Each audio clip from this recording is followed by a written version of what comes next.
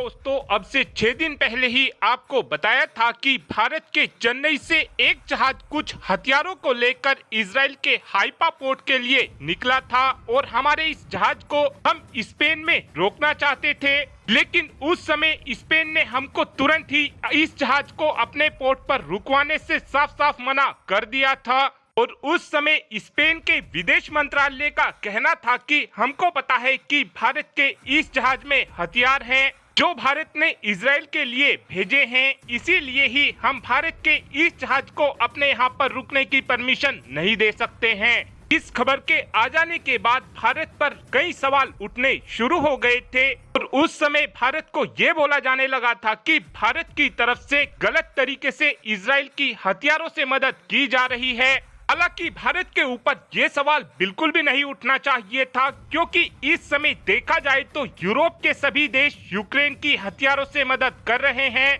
लेकिन यूरोप के देशों का माइंडसेट ऐसा है कि उनको अपने हथियारों की सप्लाई तो यूक्रेन को होते हुए दिखाई नहीं देती है और अगर भारत किसी भी देश को थोड़े भी हथियार दे देता है तो इनको मिर्ची लग जाती है। लेकिन आज एक्चुअल में पता चल चुका है कि भारत की तरफ से किस देश को इन हथियारों की सप्लाई की गई थी। दरअसल अब से कुछ ही घंटों पहले खबर निकलकर ये सामने आई है कि भारत की तरफ से ये हथियार इजराइल के लिए नहीं भेजे गए थे, बल्कि भारत ने ये हथियार चेक रिपब्लिक के लिए भेजे थे और इस बात की कंफर्मेशन खुद चेक रिपब्लिक की तरफ से की गई है। और चेक रिपब्लिक की तरफ से बताया गया है कि हमने अपनी सेनाओं के लिए इन एम्यूनेशन को भारत से मंगाया है। इस जहाज में भारत ने ये हथियार चेक रिपब्लिक के लिए भेजे थे। ये एक डेनमार्क का जहाज था और इस जहाज के अंदर टोटल 1,30,000 एम्यूनेशन थे, जिसमें से 80,000 एम्यूनेशन तो 120 mm के थे